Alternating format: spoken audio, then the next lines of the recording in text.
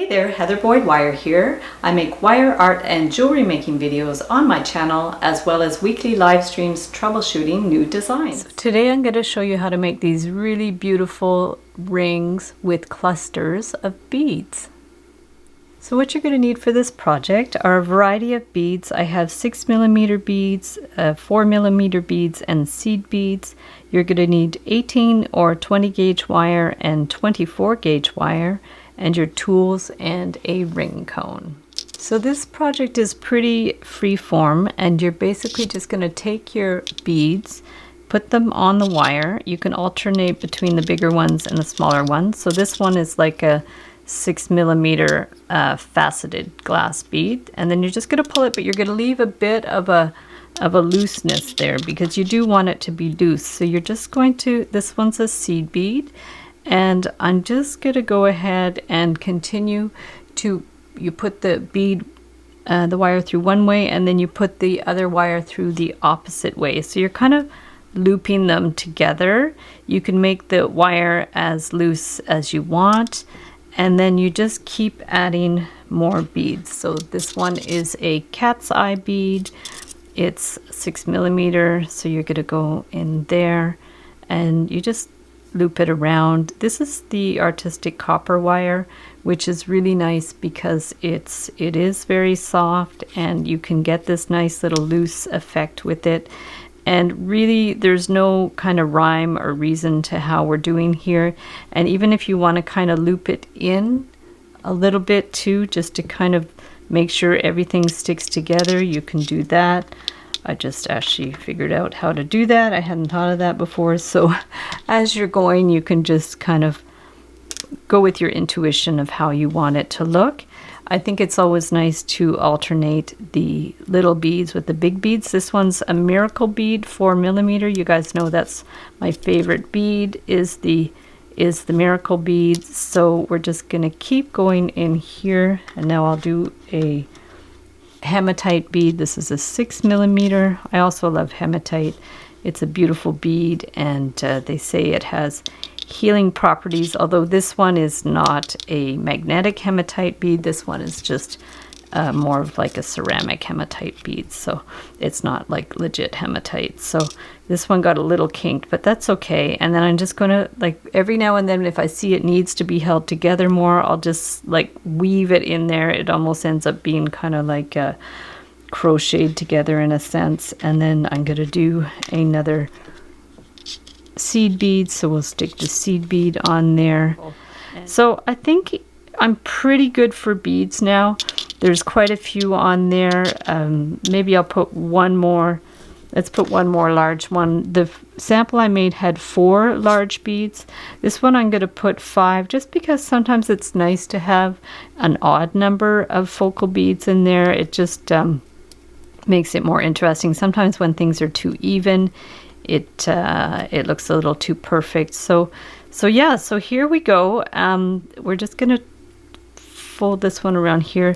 Sometimes the copper wire gets a little bit stripped, like you'll see some of the colors come off, because that's just the nature of this supposedly non-tarnished wire, is they do put a coating on it, so it can get stripped a little bit, which is unfortunate, but that can happen. So now, just because you want to finish one wire on one side and one wire on the other, so we're just going to go ahead in here and just loop it around a little bit more, just kind of weave it in and out a little bit, so we've got it finished on opposite sides. So we have our basic shape for this, and now you can see it's quite big, so you can push it in a little bit just to make it the size that you want. So this is the point where you're going to scooch it in as much as you want. And then we have to make the ring base. For the ring base, we're going to take the 18 gauge wire, and we're going to take a piece that's not super long, but we want to cut it and then wind it around the ring form. Okay, we'll wind it around here, and then we're going to make sure, you know, it's about the size that we want. And then we need our round pliers, and we're going to, I have another ring tutorial called Rings to Make and Sell, and this is the design that I've used for that ring, and it's just a really nice classic design. I'll link up that video below. And when we used to sell jewelry on the street, we used to sell rings like this, and they're just like a very quick, easy design, and they used to sell really well. So this is the basic shape for that ring design, and you want to just, these loops is where you're going to attach the wire from your beads. In the ring video I did for rings to sell, I usually just put a single bead in there, but it's nice with the little cluster. So as you can see, we're just kind of making a base to add the bead cluster to. So we're going to just pinch that down, pull that in a little bit, make sure those loops are closed. So then we're just going to put it on the ring form again. I have a feeling this one's going to end up a little bit big, but that's okay. Maybe it'll be a thumb ring.